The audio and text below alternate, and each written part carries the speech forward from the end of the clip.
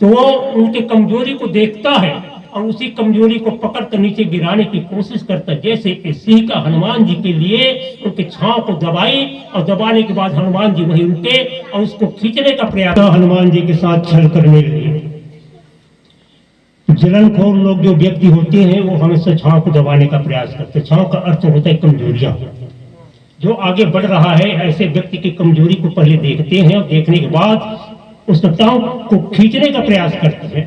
उनकी कमजोरी कहाँ है, किस जगह कमजोरी है, ताकि वो नीचे गिर जाए। गिरने के बाद बिल्कुल उसका पतन ही हो जाए। ऐसे उनके मन में भ्रांति। तो हनुमान जी ने सोचा इस सिंह का काम भी वैसा ही है। तो ऐसे जो व्यक्ति है समाज में रहने के काबिल नहीं, संसार में रहने के काबिल नहीं, इसको समाप्त कर दिया जाए। हनुमान जी ने सिंह के ऊपर पैरों से ऐसे प्रहार किया, सिंह वही समाप्त हो गई। और समाप्त होने के बाद हनुमान जी आगे चलते हैं और आगे चलते चलते लंका की भूमि पर हनुमान जी को दर्शाया गया। हनुमान जी हमारे इस सुंदरकांड में एक ऐसी भूमिका के पथ पर हैं। इस सुंदरकांड हनुमान जी के माध्यम से हनुमान कांड भी कर सकते हैं। सुंदरकांड अर्थात ये हनुमान कांड शुरू से लेकर के जामवंत महाराज जी से लेकर के आखिरी पड़ाव तक हनुमान जी की ही कथा आती है। हनुमान जी ने जो युक्ति करके दिखाया, जो पराक्रम करके दिखाया, जो बुद्धिमानी करके दिखाया और जिस जिस ज्ञान के माध्यम से लोगों को बतलाने का प्रयास किया रामकाज के अंतर्गत, अपने कथा के माध्यम से, अपने चरित्र के माध्यम से इस सुंदर कांड में वर्णन है।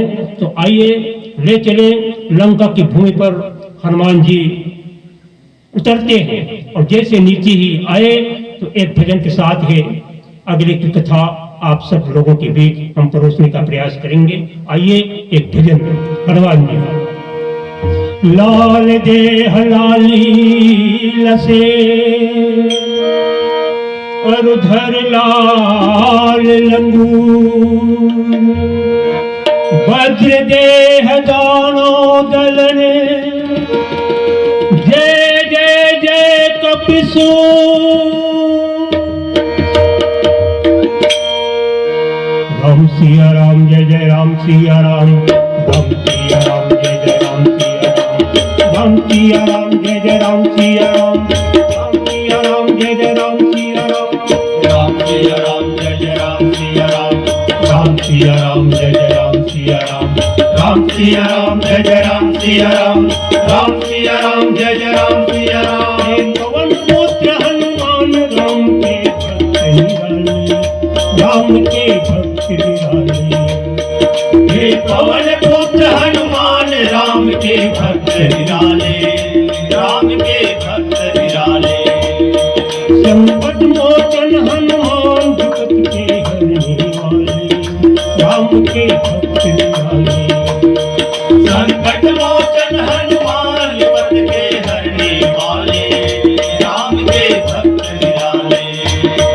हे पवन पुत्र हनुमान राम के भक्त निराले, राम के भक्त निराले। हे पवन पुत्र हनुमान राम के भक्त निराले, राम के भक्त निराले। राम सिया राम जय जय राम सिया राम, राम सिया राम जय जय राम सिया राम, राम सिया राम जय जय राम सिया राम, राम सिया राम जय जय राम सिया राम, राम सिया राम जय जय राम सिया राम, राम सिया राम जय जय राम सिया राम, राम सिया राम जय जय राम सिया राम, राम सिया राम जय जय राम सिया राम।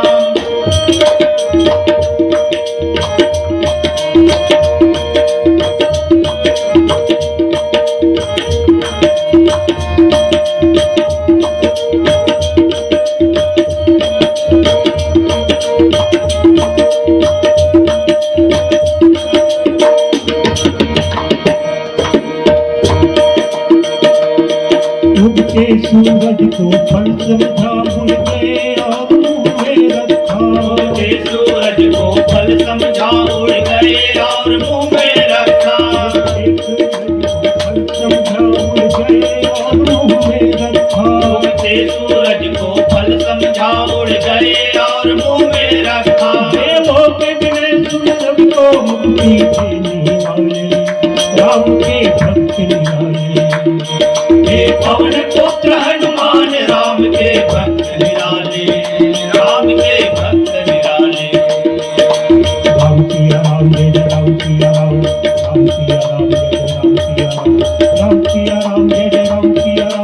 राम सिया राम जय जय राम सिया राम सिया राम जय जय राम सिया राम राम सिया राम जय जय राम सिया राम राम सिया राम जय जय राम सिया राम राम सिया राम जय जय राम सिया राम।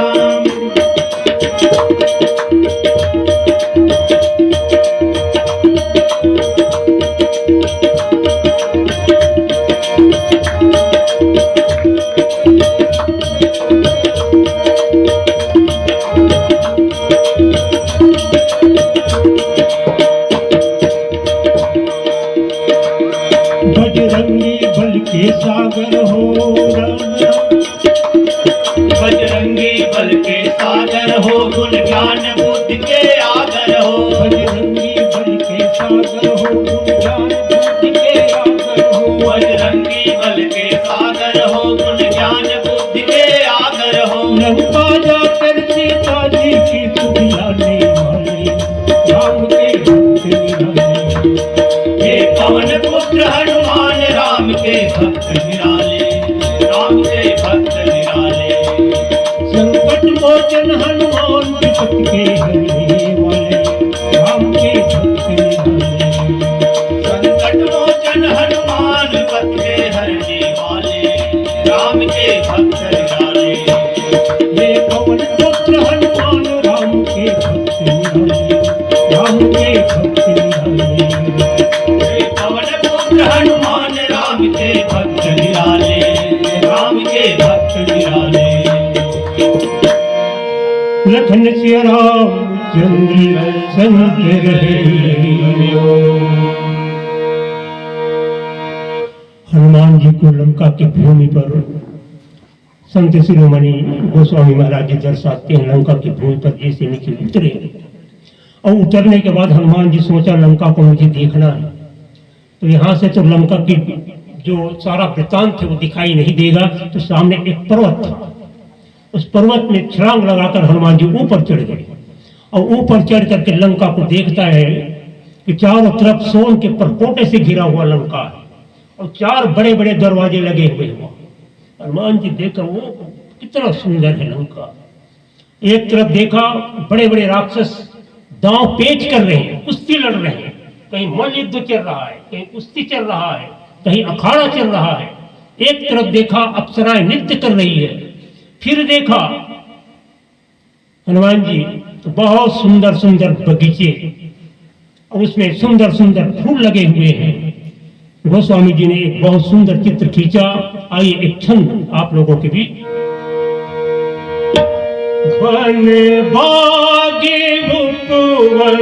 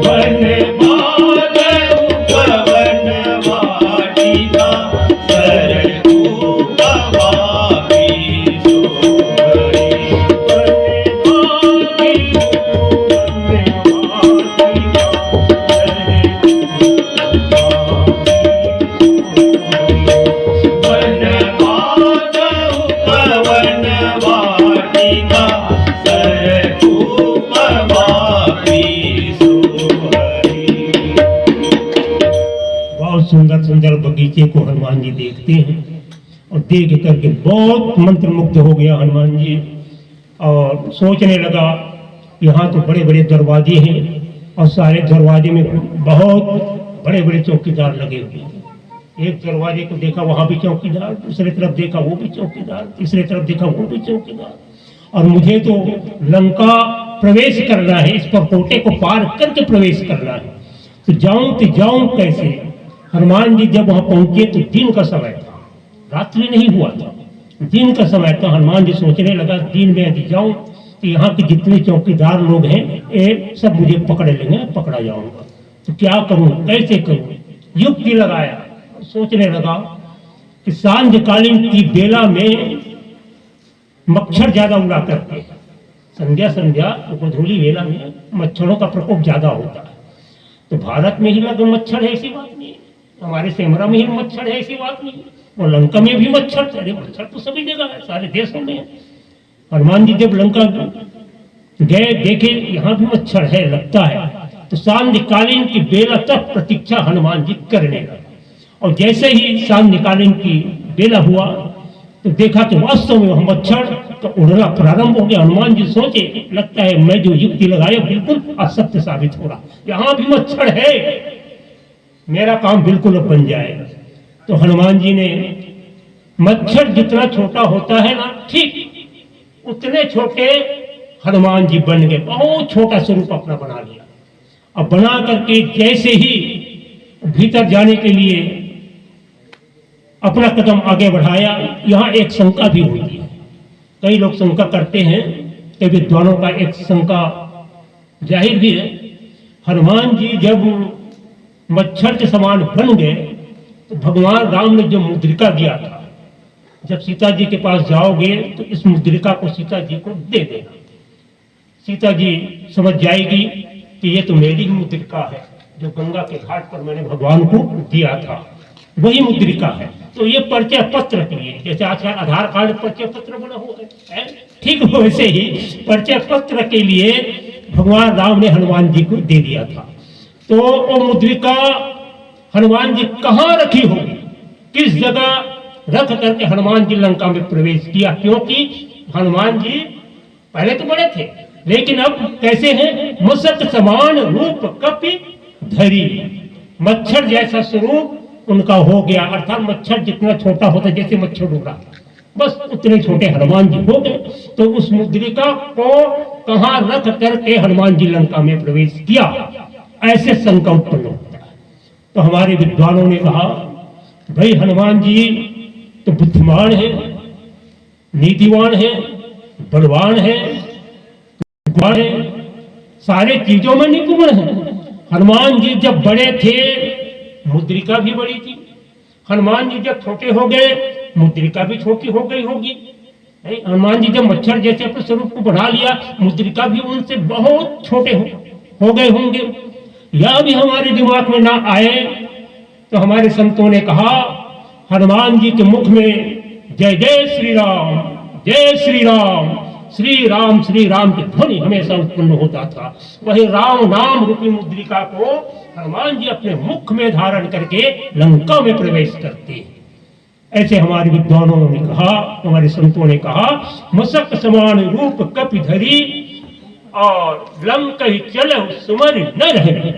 हनुमान जी ने नरहरि का नाम लेकर, नरसिंह भगवान का नाम लेकर के लंका में प्रवेश किया।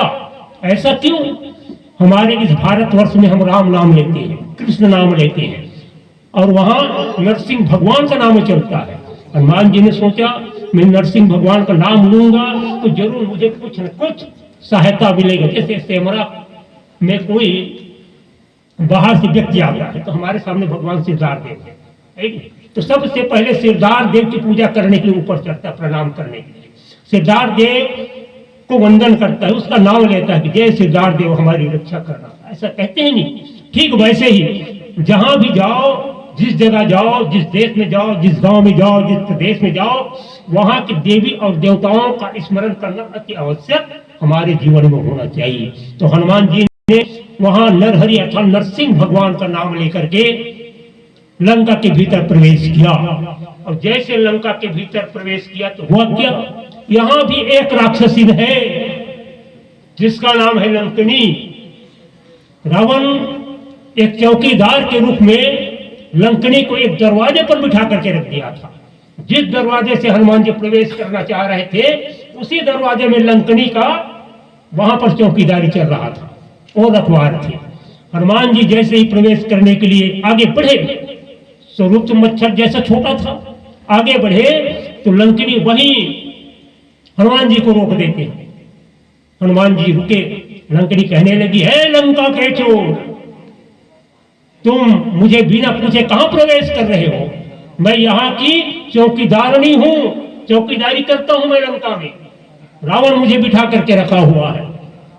अरे तुम मच्छर जैसा स्वरूप क्या बने, उससे भी छोटे हो जाओगे, तब भी मेरे नजरों से बच करके तुम लंका में प्रवेश नहीं कर सकते, बच करके नहीं जा सकते। हनुमान जी पलट कर देखा, वो एक कौन है? चौकीदार नहीं है, इसको रावण बिठा करके रखा। और मैं हूं राम भक्त। राम भक्त को ये चोर कह करके संबोधन कर रहा है। अरे मैं तो राम काज करने जा रहा हूं, चोरी करने तो नहीं जा रहा हूं। सबसे बड़ा चोर तो इसका जो पति है, अर्थात इसका स्वामी राजा रावण। यदि तुम चोर को ही खाकर अपनी सुधा शांत करना चाहती हो, लंकनी कहने लगी कि जो चोर चोरी करने यहाँ प्रवेश करता है मैं उसी को खाकर मैं अपनी भूख को मिटाती हूँ। हनुमान जी कहने लगा, ठीक है, जब चोर को ही खा करके तुम अपनी भूख शांत करना चाहती हो तो सबसे बड़ा चोर कौन है? अरे तेरा वो राजा रावण। यदि खाने की शुरुआत करना चाहती है, चोर को खाकर अपनी सुधा शांत करना चाहती है, अपनी भूख शांत करना चाहती है, तो सबसे पहले उस रावण को खाने की शुरुआत कर, उसको जाकर पहले तू खा, उसके बाद मुझे खाना। और पलट करके हनुमान जी एक मुष्टिका का प्रहार करते हैं। मुटिका एक महाकपिहनी, हनुमान जी ने एक मुटिका का प्रहार उस लंकनी के मस्तिष्क पर किया। लंकनी विरक्त हो गई, बेहोश होकर जमीन पर गिर पड़ी, मुंह से खून की धारा बहने लगी। फिर पुनः संभाल करके उठी और उठने के बाद हनुमान जी को जैसे लंकनी देखने लगी तो वही हनुमान जी राम दूत के रूप में दिखाई देने लगा। यहाँ ऐसा हुआ क्यों? इसके पीछे हमारे महात्माओं ने, हमारे संतों ने बहुत एक ऐसी पंक्ति, ऐसी बात रखने का प्रयास किया है, जैसा खाओगे अन्न वैसा होता है मन। लंकनी क्या है? लंकनी रावण का जो लूटा हुआ धन है, रावण के द्वारा अनैतिक पूर्वक कमाया हुआ जो धन है, अन्न है, उसी को वो खा करके अपने जीवन यापन करते थे। तो उनका जो खून है वो भी दूषित हो गया था। इसीलिए जब हनुमान जी वहां प्रवेश करना चाहा, उनका मन भी दूषित, उसका तन भी दूषित, उसका रक्त भी दूषित, सारा चीज दूषित हो चुका था। हनुमान जी जब भीतर प्रवेश करना चाहे तो हनुमान जी जैसे महान भक्त को लंकनी चोर के रूप में देखती है, क्योंकि उनके रग रग में, उनके खून में वो जो रावण का खाया हुआ जो अन्न है, वो दूषित तन उनके रक्त के संचार में इधर उधर बह रही थी। उनके विचार पूर्णतः गंदे हो चुके थे। इसीलिए रामदूत भी रामदूत के रूप में दिखाई नहीं दिए, वस्तुतः कैसे दिखाई दिए? चोर के रूप में वो दिखाई दिए। लेकिन बाद में रामदूत के रूप में हनुमान जी को क्यों देखती है? इसके पीछे एक कारण है। वो जो खून जो बना हुआ था और रावण का खाया हुआ, अर्थात रावण का बनाया हुआ अन्न, उसी को खाकर लंकनी वहां पर अपना दायित्व निभा रही थी। लेकिन जैसे ही हनुमान जैसे संत का प्रहार उसके मस्तिष्क पर पड़ा, लंकनी विरक्त हो गई, बेहोश हो गई, उनका बना हुआ जो खून है जमीन में बह गई। लंकनी उठी, उठने के बाद वही हनुमान जी को जब देखते हैं तो जो दूषित खून है जमीन में बह गई, और बहने के बाद हनुमान जी रामदूत के रूप में उनके नजर पर दिखाई देने लगे। एक प्रसंग महाभारत में भी आती है इसके पीछे, 2 मिनट लो। महाभारत में हुआ क्या? भीष्म पितामह को अपने बाण मार मार करके शेष सैया पर सुला दिए थे। शेष सैया पर जब भीष्म पितामह सोए थे तो भीष्म पितामह जी सोचने लगा, चलो पांडवों को मैं दिव्य ज्ञान की शिक्षा दूं, आत्मज्ञान की शिक्षा दूं। ऐसा सोच करके सारे पांडवों को बुलवाए, सभी पांडव आए और आकर के कुछ कौरव भी बचे हुए थे, वो भी आए, सब आए। अब आने के बाद भीष्म पितामह जी ने आत्मज्ञान की शिक्षा वहां पर देने लगा। तो उसी बीच में द्रौपदी भी थी। जैसे ही ज्ञान की बातें भीष्म पितामह जी करते गए, द्रौपदी वहां से जोरों से हंसना प्रारंभ कर देती है। अर्जुन कहे, क्या द्रौपदी तुम क्यों हंस रही हो? द्रौपदी कहने लगी कि महाराज मैं क्यों हंस रही हूं ये मुझे मत पूछिएगा, भीष्म पितामह जी को पूछिएगा कि मैं क्यों हंस रही हूं। अर्जुन ने भीष्म पितामह जी को पूछा गया कि बाबा ये द्रौपदी क्यों हंस रही है, कारण क्या है? तो पितामह ने कहा, अर्जुन इसके बारे में मैं भी नहीं बता पाऊंगा, ये द्रौपदी क्यों हंस रही, उसी से पूछा जाए। फिर द्रौपदी को पूछा गया तो द्रौपदी कहने लगी, पितामह जो जिस ज्ञान की शिक्षा आज तुम दे रहे हो, ये ज्ञान उस समय भी था जिस समय भरी सभा के बीच में मुझे नग्न करने का प्रयास किया जा रहा था इस कौरव के द्वारा, दुर्योधन के द्वारा, दुशासन के द्वारा। उस दिन में आप उस सभा में बैठे हुए थे, मैं जाकर आप के सामने वंदन किया, नमन किया, प्रार्थना किया, बहुत रोई, विलाप की, तो पर भी आपने एक भी नहीं सुने। उस दिन ज्ञान कहाँ था? जो ज्ञान की बातें आज तुम कर रहे हो हमारे इस पांडवों के बीच में, वो ज्ञान तो उस दिन भी था। लेकिन उस दिन दुर्योधन को आपने समझाया क्यों नहीं? दुशासन को समझाया क्यों नहीं? और आज कैसे एक ज्ञान खुल गया? तो भीष्म पितामह जी कहने लगे, बेटी बहुत सुंदर बोल रही हो, उस दिन मेरा जो ये ज्ञान दबा हुआ था, क्यों?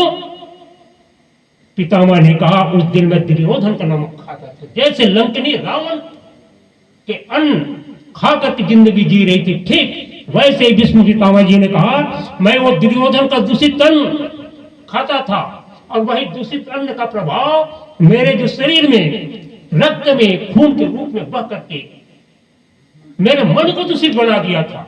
इसीलिए मेरा जो ये दिव्य ज्ञान है, ये आत्मज्ञान है, ये दब चुका था। तब मैं तुम्हारे बारे में कुछ नहीं बोल पाया, कुछ समझा नहीं पाया दुर्योधन को, मैं चुपचाप ऐसे ही मौन साधन करके बैठा रहा। तो आज कैसे खुल गया? द्रौपदी कहने लगी। तो भीष्म पितामह ने कहा कि तेरा जो पति है अर्जुन ना, ये बाण मार मार कर जितने मेरे शरीर में रक्त थे, और दुर्योधन का खाया हुआ अन्न का रक्त उसको बाण मार कर पूरा बहा दिया। मैं विरक्त हो गया हूं, इसीलिए मेरे भीतर जो दिव्य ज्ञान आज खुल गया बेटी, तब मैं ये ज्ञान की चर्चा सारे पांडवों को सुनाने जा रहा हूं। ठीक वैसे ही यहाँ रामचरितमानस के इस प्रसंग पर, लंकनी प्रसंग पर मिलता है। तो भैया जैसा हम अन्न खाते हैं, जैसा हम पानी पीते हैं, ठीक वैसा ही हमारा मन बनता है। ये शिक्षा इस प्रसंग के माध्यम से संत शिरोमणि तुलसीदास महाराज जी हमें देने का प्रयास करते हैं। तो आए हनुमान जी वहां पर खड़े हैं और लंकिनी हनुमान जी को बहुत सुंदर आशीर्वाद देने का प्रयास कर रहे हैं। लंकिनी कहने लगी,